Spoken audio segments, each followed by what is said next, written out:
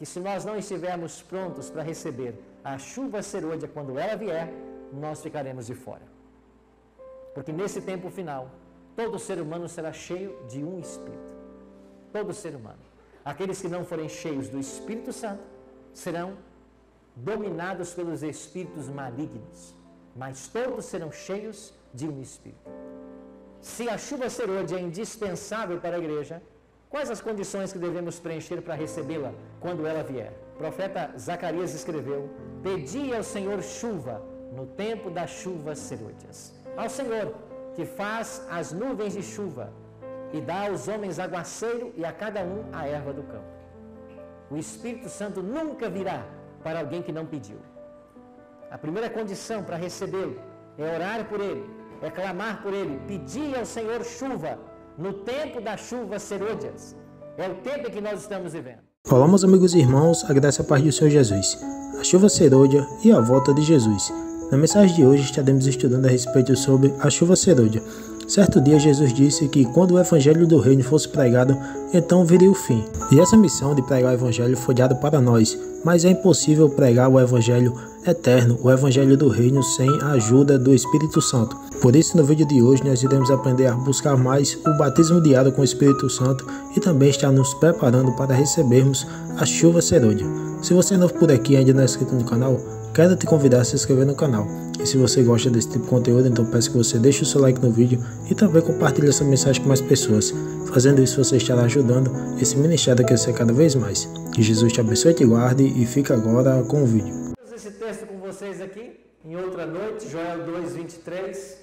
Joel é conhecido como profeta do Espírito, e ele escreveu: alegrai-vos, pois, filhos de Sião, regozijai-vos no Senhor vosso Deus, porque Ele vos dará em justa medida a chuva, fará descer como outrora a chuva temporã e a chuva serôdia.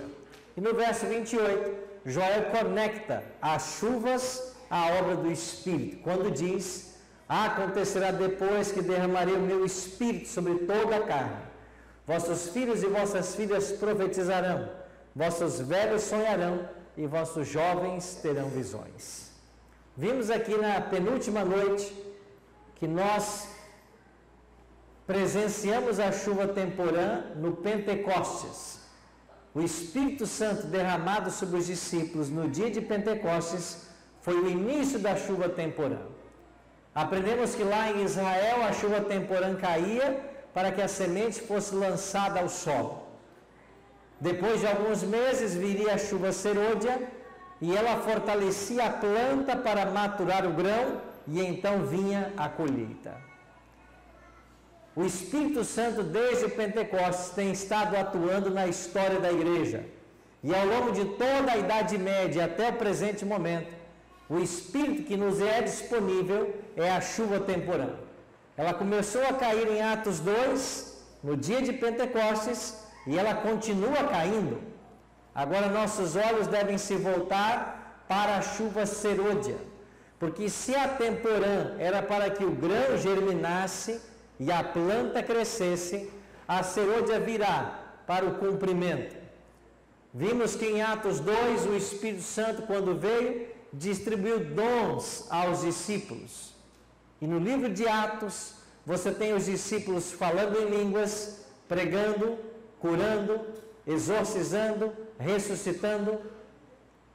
Vários sinais e maravilhas se seguiram ao derramamento do Espírito Santo.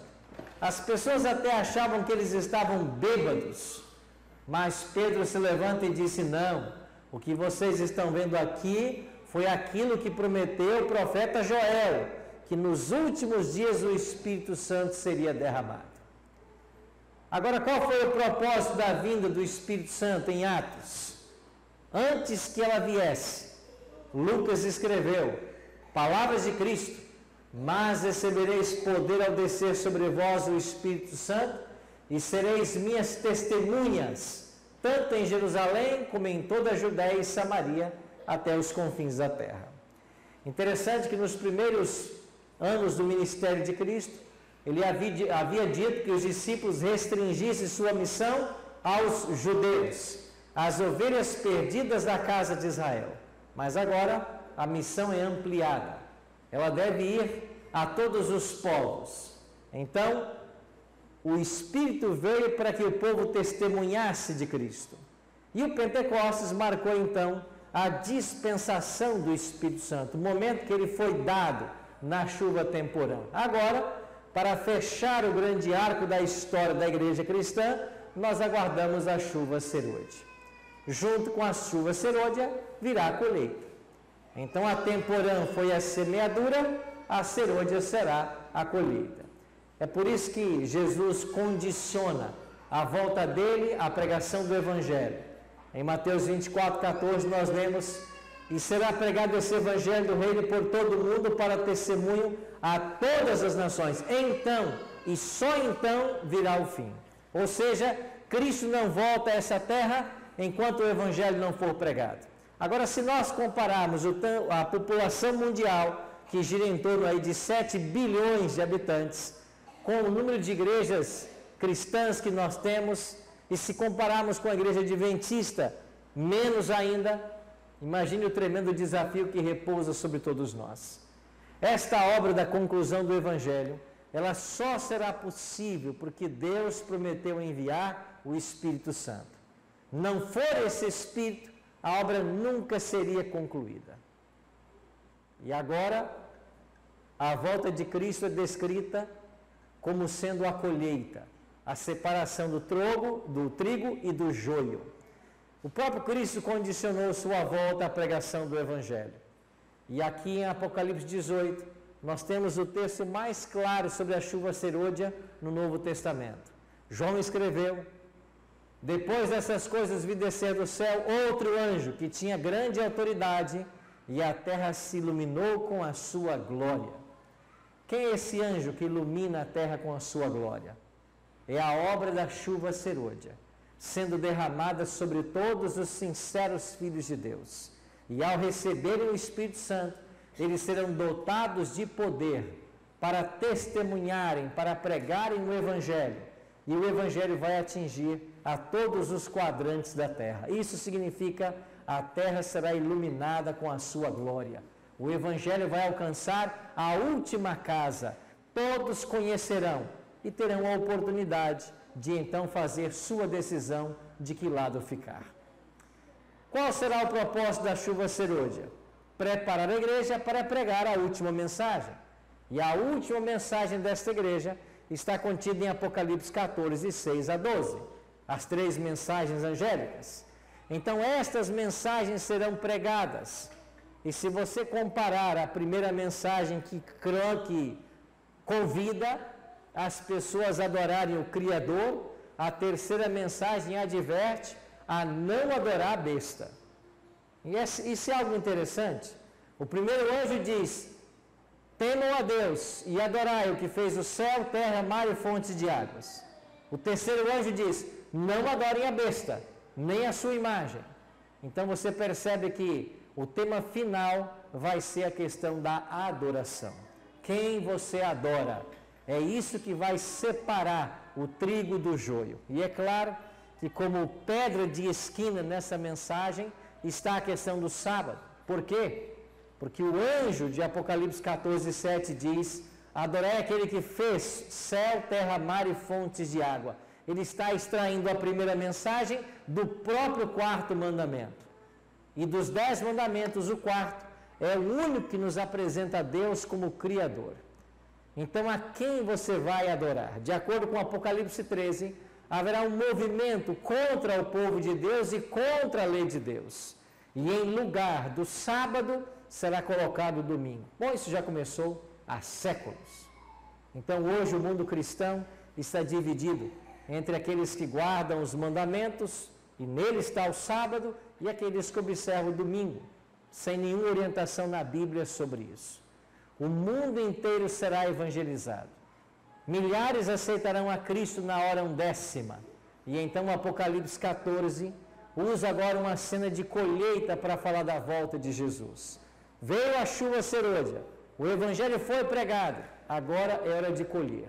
Olhei, e eis uma nuvem branca, e sentado sobre a nuvem, um semelhante a filho de homem, tendo na cabeça uma coroa de ouro e na mão a foice afiada. Outro anjo saiu do santuário gritando em grande voz para aquele que se achava sentado sobre a nuvem: toma a tua foice e ceifa, pois chegou a hora de ceifar, visto que a seara da terra já amadureceu. E aquele que estava sentado sobre a nuvem passou a sua foice sobre a terra, e a terra foi ceifada. Complementando esse texto com a parábola do trigo e do joio, a foice será passada, o trigo será recolhido para o celeiro, esses são os salvos. O joio será reunido para ser queimado, esses são os infiéis, os ímpios. Então aí vai acontecer a separação final. Então, olha que bela analogia a Bíblia usa. Veio a chuva temporã no dia de Pentecostes, a semeadura começou. O Evangelho tem hoje sido pregado em todos os países do mundo, mas não alcançou todos ainda. Virá a chuva serôdia. Todas as pessoas serão advertidas. Com que mensagem? Adorar a Deus ou adorar a besta? E então cada ser humano fará a sua decisão. Quando todos tiverem a oportunidade de fazer a sua escolha, é a hora da ceifa. E a ceifa é a volta de Jesus. Isso quer dizer que se nós não estivermos prontos para receber a chuva serôdia quando ela vier, nós ficaremos de fora. Porque nesse tempo final, todo ser humano será cheio de um Espírito. Todo ser humano. Aqueles que não forem cheios do Espírito Santo serão dominados pelos espíritos malignos. Mas todos serão cheios de um Espírito. Se a chuva serôdia é indispensável para a igreja, quais as condições que devemos preencher para recebê-la quando ela vier?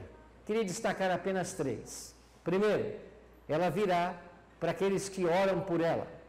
O profeta Zacarias escreveu: pedi ao Senhor chuva no tempo das chuvas serôdias. Ao Senhor, que faz as nuvens de chuva e dá aos homens aguaceiro e a cada um a erva do campo.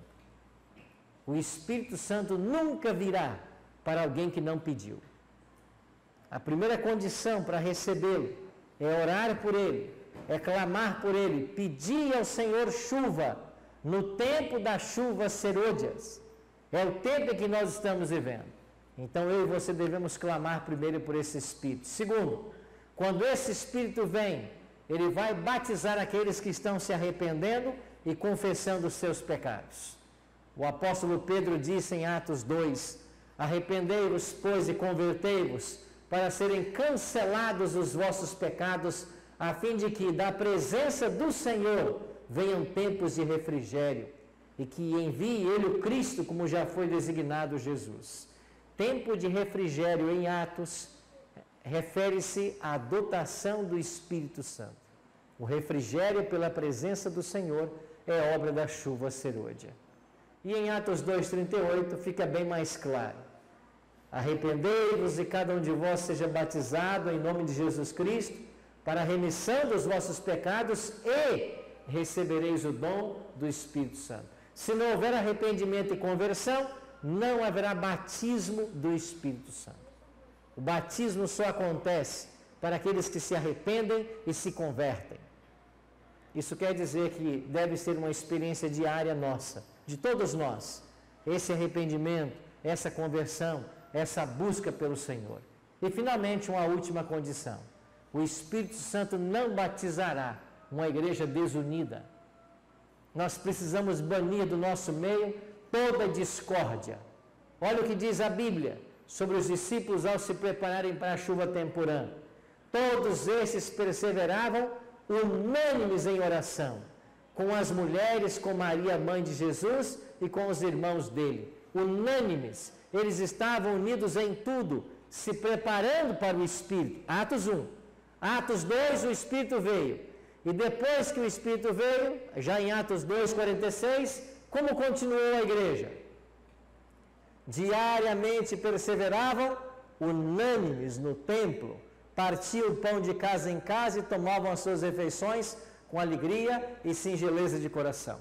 Se prepararam para o Espírito, estavam unânimes, unidos, veio o Espírito, continuaram unidos. É isso que a Bíblia está ensinando. Enquanto houver dissensão, discórdia, divergência, o Espírito Santo não virá sobre a igreja. E por que ainda não veio? Simplesmente porque essas condições não foram preenchidas. Não recebemos ainda a chuva do Espírito, porque existem guarda-chuvas, impedindo-nos de sermos batizados pelo Espírito. E claro, você conhece a sua história. Cada um conhece as suas lutas, os seus desafios. Você sabe exatamente aonde você precisa melhorar. Você sabe exatamente aquilo que hoje preocupa você. A grande verdade é que nós precisamos deixar que as águas do Espírito nos alcancem, porque sem a chuva serôdia, nós estaremos eternamente condenados. Eu terminei de defender um projeto doutoral há alguns meses atrás, onde o tema foi sobre a chuva serôdia. E esse assunto, quando analisado em Ellen G. White, nós percebemos várias condições. Nós percebemos também o propósito especial pelo qual ela virá, mas eu queria destacar só 2 propósitos. Primeiro, a chuva serôdia virá para reproduzir em nós o caráter de Cristo. Ela virá para completar em nós tudo aquilo que for necessário, para mudar em nossa vida o que precisa ser mudado. Mas ela também virá para preparar um povo para o tempo de angústia que diante de nós está. E a menos que sejamos batizados por essa chuva, não estaremos habilitados a vencer no tempo da angústia de Jacó que diante de nós está. Por isso, amigos, essa semana serviu apenas para chamar a sua atenção para o tema. Eu espero que você se interesse cada vez mais pelo assunto, busque estudar, compreender, busque preparar o seu coração para esse tempo de refrigério que virá. Uma grande colheita se aproxima. O Espírito Santo vai provocar a evangelização do mundo. Milhares virão a hora undécima. Não teremos pastores suficientes para batizar tantos que se converterão. E você vai estar autorizado a batizar. Você vai ter que pregar e batizar aqueles que se converterem. Sinais muito maiores que aqueles feitos pelos discípulos no dia de Pentecostes serão vistos agora. Ellen G. White diz que a chuva temporã caiu lá no Pentecostes, mas a chuva serôdia será muito mais abundante. Se ela será mais abundante, podemos esperar sinais e maravilhas muito maiores. E quando esses sinais começarem a acontecer, quando a pregação alcançar o seu alto clamor, o que vai acontecer? Apocalipse 18:4. Ouvi outra voz do céu dizendo: retirai-vos dela, povo meu. E aqui está o último apelo de Deus ao planeta Terra, convidando os filhos sinceros de Deus a deixarem Babilônia. E como você já sabe, Babilônia em Apocalipse representa a confusão religiosa que se assentou em nossos dias. Deus está convidando os seus filhos sinceros a sair de Babilônia e a se unirem à igreja remanescente. Em João 10:16, Cristo declarou: ainda tenho outras ovelhas, não deste aprisco, ou seja, não do aprisco dele. A mim convém conduzi-las, elas ouvirão a minha voz, então haverá um só rebanho e um só pastor. Milhares de filhos sinceros de Deus, espalhados em todas as igrejas, ouvirão a última mensagem e se unirão ao remanescente de Deus, que de acordo com Apocalipse 12:17 e 14:12, são aqueles que guardam os mandamentos de Deus e têm o testemunho de Jesus. Se você gostou do vídeo, não se esqueça de se inscrever no canal, deixar seu like e também compartilhar o vídeo. Que Jesus te abençoe e até a próxima.